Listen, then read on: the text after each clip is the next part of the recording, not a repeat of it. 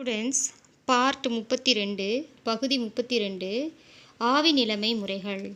ஆவி நிலைமை முறைகளில் உலோகங்களை எப்படி தூய்மைப்படுத்தலான்னு பார்க்கலாம். ஸோ இதில் 2 முறைகள் இருக்குது. நிக்கலை தூய்மைப்படுத்தும் மாண்ட்டு முறை, சிர்கானியம் மற்றும் டைட்டானியத்தை தூய்மைப்படுத்தும் வான் ஆரக்கல் முறை. ஓகேவா? சரி, ஃபஸ்ட்டு ஆவி நிலைமை முறைகள்னால் 2 முறைகள் இருக்குது. அதனுடைய தத்துவம் என்ன, எப்படி செயல்படுதுங்கிறத பார்க்கலாம். ஃபஸ்ட்டு உலோகம், மாசுள்ள உலோகம். அந்த மாசுள்ள உலோகத்தை ஒரு காரணியோடு சேர்க்கணும். ஓகேவா? அந்த காரணி எப்படி இருக்கும்னா, எளிதில் ஆவியாகும் சேர்மத்தை உருவாக்க வல்லதாக இருக்கணும். எது? அந்த காரணி. ஒரு காரணியோடு சேர்க்குறோம். சரியா? ஒரு உலோகத்தை எடுத்து மாசுள்ள உலோகத்தை எடுத்துகிட்டு ஒரு காரணியோடு சேர்க்குறோம். அந்த காரணிங்கிறது அந்த காரணி எப்படி செயல்படணும்னா, எளிதில் ஆவியாகக்கூடிய ஒரு சேர்மத்தை உருவாக்கக்கூடிய காரணியாக அது இருக்கணும். சரியா? அப்போ உலோகம் அந்த காரணியுடன் சேர்ந்து எளிதில் ஆவியாகும் ஒரு சேர்மத்தை உருவாக்கும், அணைவு சேர்மத்தை உருவாக்கும். அந்த அணைவு சேர்மம் சிதைவடைந்து தூய உலோகம் நமக்கு கிடைக்கும். நான் சொல்கிறது புரியுதா ஸ்டூடெண்ட்ஸ்? ஸோ மாசுள்ள உலோகத்தோடு ஒரு காரணியை சேர்க்குறீங்க. அப்படி அந்த காரணியை சேர்க்கும்போது நமக்கு அந்த காரணியிலிருந்து அந்த காரணி உலோகத்தோடு சேர்ந்து எளிதில் ஆவியாகும் ஒரு சேர்மத்தை உருவாக்கும். அந்த சேர்மம் சிதைவடைந்து தூய உலோகம் கிடைக்கும். சரியா? ஸோ இதில் 2 முறைகள் இருக்குது. நிக்கலை தூய்மைப்படுத்தும் மாண்ட்டு முறை.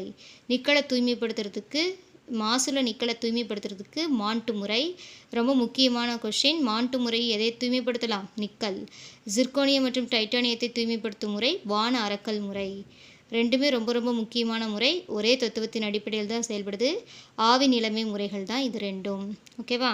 ஸோ ஃபஸ்ட்டு நிக்கலை தூய்மைப்படுத்தும் மாண்ட்டு முறை பார்க்கலாம். ஸோ இப்போ தூய்மையற்ற உலோகம் எடுத்துக்கிறோம். தூய்மையற்ற உலோகம் எடுத்துக்கிட்டு ஒரு காரணியோடு சேர்க்குறோம். இங்கே சேர்க்கக்கூடிய காரணி கார்பன் மோனாக்சைடு. கார்பன் மோனாக்சைடோடு போட்டு 350 கெல்வின் வெப்பநிலையில் வெப்பப்படுத்துகிறோம். சரியா? ஸோ இப்போ தூய்மையற்ற உலோகம் ஜிங்க் எடுத்துக்கிட்டு கார்பன் மோனாக்சைடு அப்படிங்கிற ஒரு காரணியோடு சேர்க்குற இந்த காரணி என்ன பண்ணும் அப்படின்னா, எளிதில் ஆவியாகும் ஒரு சேர்மத்தை, அணைவு சேர்மத்தை உருவாக்கும் தன்மை உடையது. ஸோ அப்போ நீ தூய்மையற்ற உலோகத்தை கார்பன் மோனாக்சைடோடு சேர்த்து 350 கெல்வினில் வெப்பப்படுத்துகிறேன். ஓகேவா? அப்போ பாருங்கள், ஒரு நிக்கல் தான் இருக்குது. Carbon monoxide CO carbon monoxide எத்தனை டைம் இருக்குன்னா 4 டைம்ஸ் இருக்குது. அப்படியே நிக்கல் CO 4 டைம்ஸ் அப்படிங்கிற நிக்கல் டெட்ரா கார்பனைல் உருவாயிருக்கு. ஸோ நிக்கல் டெட்ரா கார்பனைல் அணைவு சேர்மம். ஸோ இது எளிதில் ஆவியாகக்கூடிய நிக்கல் டெட்ரா கார்பனைல் ஒரு அணைவு சேர்மம் வாயு நிலையில் உருவாயிருக்கு. ஸோ இதில் இருக்கக்கூடிய மாசுக்கள் அப்படியே திண்ம நிலையிலேயே படியுது. மாசுக்கள் என்ன பண்ணுதுன்னா திண்ம நிலையில் அப்படியே படியுது. சரியா? ஸோ இந்த அணைவு சேர்மம் முதல் படியில் உருவாகும். அடுத்த படியில் என்னாகும்னா, ஸோ மேலே உருவாகச்சில்லிய அணைவு சேர்மம் நிக்கல் டெட்ரா கார்பனைல், இது எளிதில் ஆவியாகக்கூடியது. இதை மறுபடியும் 460 கெல்வின் வெப்பநிலையில் வெப்பப்படுத்துகிறீங்க. அப்படி வெப்பப்படுத்தும் போது நிக்கல் தனியாக திண்ம நிலையில் தூய நிக்கலாக கிடைக்கும். ஓகே? ஸோ மறுபடியும் இந்த வினையில் டெட்ரா கார்பனில் தனியாக திரும்ப கிடச்சிரும். ஃபஸ்ட்டில் சேர்த்த காரணி இறுதியில் மீண்டும் திரும்ப வினையில் விளைபொருட்களாக வெளியில் வந்துடும். ஓகேவா?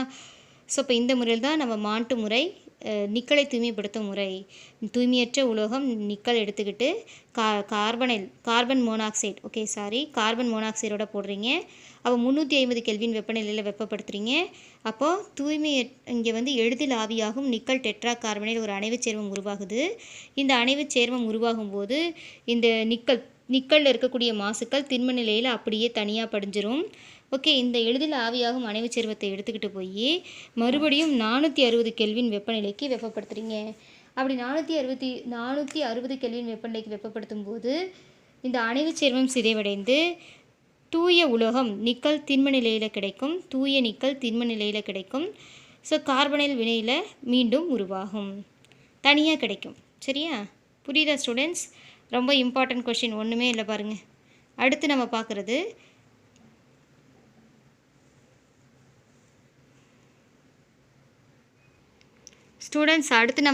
என்னென்னா வான ஆரக்கல் முறை. வான ஆரக்கல் முறையில் சிர்கோனியம் மற்றும் டைட்டானியத்தை தூய்மைப்படுத்தும் முறை.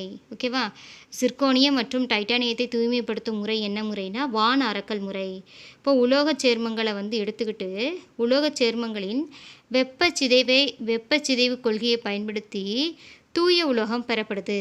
ஓகேவா? உலோகச் சேர்மங்களை எடுத்துக்கிட்டு அந்த உலோகச் சேர்மத்தை வெப்பச்சிதைவிற்கு உட்படுத்துகிறோம். வெப்பச்சிதைவிற்கு உட்படுத்தி அதிலிருந்து நம்ம எதை பெறுறோம்? தூய உலோகம் பெறுறோம். தூய உலோகம் பெறப்படுது. ஸோ லாஸ்ட் டைம் பார்த்தோம் இல்லையா, அதே தான். இப்போ பாருங்கள், டைட்டானியம் தூய்மையற்ற உலோகம். ஸோ வெற்றிடமாக்கப்பட்ட ஒரு களத்தில் அயோடினோட சேர்க்கப்படுது. ஓகேவா? தூய்மையற்ற டைட்டானியம், டிஐ அப்படின்னா டைட்டானியம். தூய்மையற்ற டைட்டானியத்தை எடுத்துக்கிட்டு ஓகே அயோடினோட வெற்றிடமாக்கப்பட்ட கலனில் போட்டுக்கிட்டோம். ஓகேவா? போட்டுட்டு 550 கெல்வின் வெப்பநிலையில் வெப்பப்படுத்துகிறோம். வெப்பப்படுத்தும் போது இங்கே இருக்கிற ஒரு டைட்டானியம் ஓகே, இங்கே இருக்கக்கூடிய 2I2 அப்படின்னா மொத்தம் 4I, அதை நான் I4ன்னு போட்டுக்கிறேன். ஓகேவா? ஸோ டைட்டானியம் டெட்ரா அயோடைடு, இதுக்கு பேர் என்ன? டைட்டானியம். 4னா டெட்ரா. ஸோ டைட்டானியம் டெட்ரா, ஐனா அயோடைடு. டைட்டானியம் டெட்ரா அயோடைடுங்கிற ஆவி நிலையில் எளிதில் ஆவியாகும் ஒரு அணைவு சேர்மம் உருவாகுது. ஓகேவா? ஸோ மாசுக்கள் எல்லாமே மாசுக்கள் எல்லாம் என்ன ஆகுதுன்னா அயோடினோட சேர்றதுனால அப்படியே தனியாக அதே இடத்துல தங்கிடுது.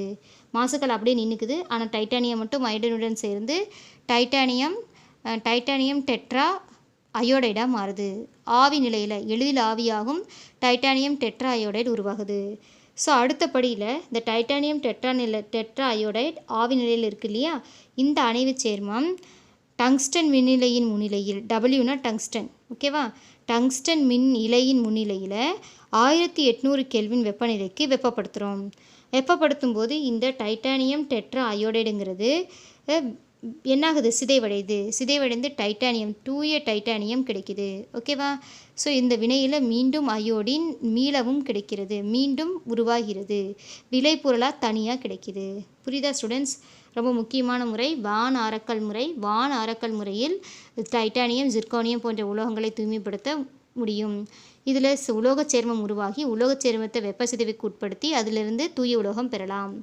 ஸோ டைட்டானியம் தூய்மையற்ற உலோகம் வெற்றிடமாக்கப்பட்ட கலனில், கலம்னா பாத்திரம், காற்றில்லாத கலனில் அயோடினோட செலுத்தப்படுது. 550 கெல்வினுக்கு வெப்பப்படுத்துகிறோம் இந்த கலனை. வெப்பப்படுத்தும் போது இதில் இருக்கக்கூடிய டைட்டானியம் இங்கே இருக்கக்கூடிய 2I2னா I4ஓட சேர்ந்து டைட்டானியம் டெட்ரா அயோடைடு அணைவு சேர்மமாக மாறுது. இந்த டைட்டானியம் டெட்ரா அயோடைடு அணைவு சேர்மம் ஆவியாக மாறுது. மாசுக்கள் அப்படியே திண்ம நிலையிலேயே படியுது.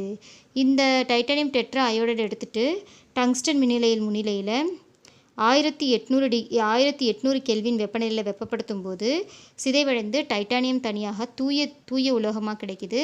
அயோடின் மீளவும் உருவாகிறது. ரொம்ப முக்கியமான கொஸ்டின் ஸ்டூடெண்ட்ஸ். ஓகேவா? புரியுதாப்பா? இப்போ எந்தெந்த முறைகள் எதுக்கு பயன்படுதுன்னு பார்க்கணும். டைட்டானியம் மற்றும் ஜிர்கோனியை தூய்மைப்படுத்தும் முறை என்ன முறை? வான் ஆரக்கல் முறை. அடுத்து நிக்கலை தூய்மைப்படுத்தும் முறை மான்ட் முறை. ஓகேவா? குறைந்த கொதிநிலை உள்ள உலோகத்தை அதிக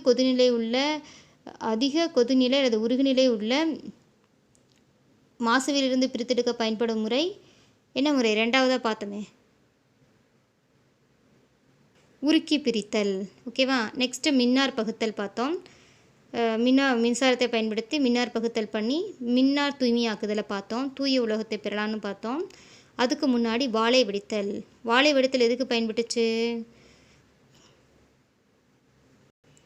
குறைவான கொதிநிலையில் ஆவியாகக்கூடிய உலோகங்களை பிரித்தெடுக்கிறதுக்கு வாழை வெடித்தல் பயன்படுச்சு. ஜிங்கு, மெர்க்குரி எல்லாம் அதன்படி நம்ம என்ன பண்ணலாம்? தூய்மைப்படுத்தலாம் வாழை வெடித்தலில். ஸோ இதெல்லாம் ரொம்ப ரொம்ப இம்பார்ட்டண்ட்டு கொஷின்ஸ். ஒன்றுமே இல்லை, ரொம்ப சிம்பிள் ஈஸியான கொஷின், புக் பேக் கொஷின். நல்லா தரவாக படிச்சுக்கோங்க.